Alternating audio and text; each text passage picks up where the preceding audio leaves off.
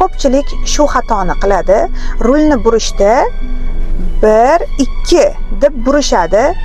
Aslida esa qanday bo'lishini hozir ko'rsatib beramiz. Rulni aslida to'g'ri sanash burishdagi sanog'i bor. Bunda hozir chap tomonga oxirigacha burib oldik rulimizni va sanashni boshlaymiz.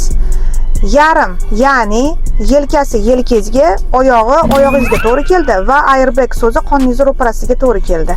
Bu mana yarim oy shaklida yarim deb pastga tushdi. Yarimga yarim qo'shildi. 1.